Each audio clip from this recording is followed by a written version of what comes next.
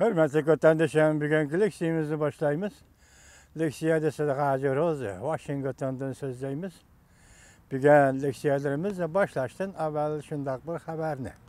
Yani tez haberini vatandaşlarımızga yetkizip koyaylı ki 3. ayının 16. günü Amerika Birleşik Ştatlarının prezidenti Trump Tayvan saylı seyahat kanunuga siz ve biz kütüp kelivatkan Tayvan saylı seyahat kanunuga imza koydu. Bu kanunlar şu konular küçke igi oldu. Bugün biz şu mavzunu devir kılgan halda leksiya sözlerimiz hürmetli vatandaşlar. Mavzu mundak. Tez haber. Prezident Trump imza koydu. Tayvan saylı seyahat kanunu küçke igi oldu. Mavzulu haber 3. ayının 17. günü Amerika Avazı'nın Xitay Tili programı ilan kılın. Haber mundak başlandı. Washington, Amerika Birleşik Ştatlarının prezidenti Trump haftanın 5. günü yani 3. ayının 16. günü HR 535. numaralı Tayvan saylı seyahat kanunuga imza koydu.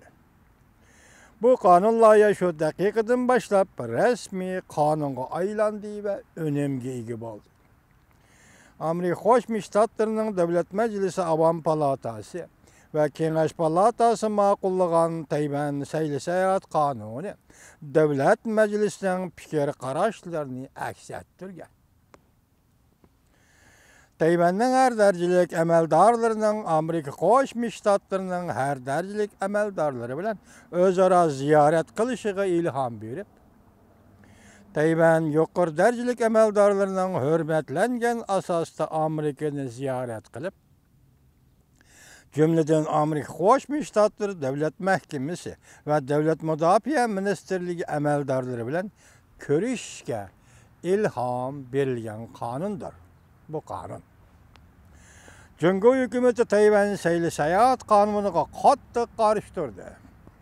Prezident Trump Tayvan saylı seyahat kanun layihasi imza koymasdan burun Tashqi İşler Ministerliğinin bayanatçısı Lukan Beijing vaqti Cuma günü odatdagidek muxbirlarni kütüp elişeceğine gerçi Prezident Trump imza koymagan halatdimi, lekin Tayvan saylı seyahat kanunu Beijing vaqti şembe günü avtomatik kaldı önümge erişidiganligi to'g'risida ifade bildirip, Cumhur bu kanunga qat'iy qarshi ve Amerika bilan bu to'g'rida ciddi so'zlashadi deb ko'rsatdi.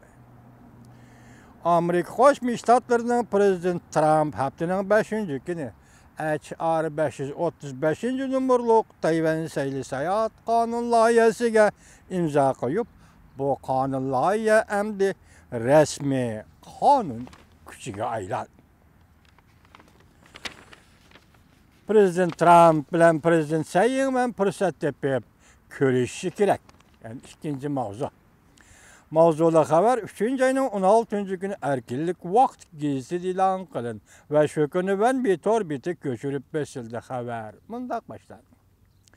Sabık yardımcı devlet işler katibi Emirtaş yetekçiliği de bir grupa yakında bir parça dokulat ilan kılıp, dokulatı Prezident Trump bilen Tayvan'ın prezidenti Sayın fırsat tepip görüşüşü kerak deb taklif verildi. Demek, işgal siyasi faaliyet masif keliyotidir. Amerika Birleşik Ştatları Devlet Mahkemesi'nin yardımcı devlet işler katibi, Devlet Müdafiə Ministerliğinin yardımcı ministeri katılımı dercilik emeldarla Amerika'nın Tayvan'da turuşluq vakaletxanasının gayri hükümet emeldarlık salayeti bilen her yili söhbet edip verilişi dokulatta taklif kılındı.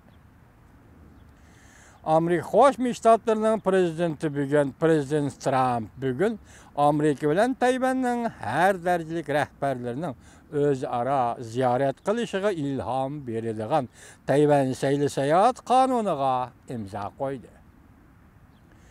Bilim Hazisi 2049 yıl plan tüzüş işhanesi müdiri Emirtaş icraiye müdiri Xi Minkey hamda tədqiqatçı Yi Sian qatarlıqla ortaq qaləm təvrətkən Amerika Tayvan münasibətinin zor özgörüşü bilen Amerika bilen Tayvan'ın yukarı katılımı da özara ziyaret kılış doğrusu da konkret teklif verdi. 55 betlik bu dokumentta Amerika Tayvan münasibetini yükseldirişe bağlı 7 noktada teklif verildi. Dokumentның yukarı katlamdakilerinin özara ziyaret kılış doğrusudaki kısmı da dokument yanımında teklif verildi. Birinci, Amerika Qo'shma Shtatlar hukumat ishki kabinet qatlamidagi amaldarlar bilan xalq saylagan yuqori darajalik amaldarlar davomli holda Tayvanni ziyorat qilishi kerak. İkinci, bundan başka Prezident Trump hükümeti bölümle alqıgan siyaset hizmet gruppası kurup, qandaq qılğanda Tayvan bilen daim, muqim ve sağlam quruluş karakterlik münasibet saqlaşını bahalap duruşu gerek. Üçüncü, Amerika Qo'shma Shtatlar hükümeti Koreya, Singapur ve Avustralya endezi şekilleri Tayvan bilen erkin savdo kelishimi imzalash, söhbeti qurish kerak. Dördüncü, Prezident Trump hükümeti Tayvanga harbiy qurol yarog' setib berishni amaliylashtirish lazım. Her yili Tayvanning harbiy qurol yarog' setish talablari davomini keyingi leksiyada anglaysiz vatandosh.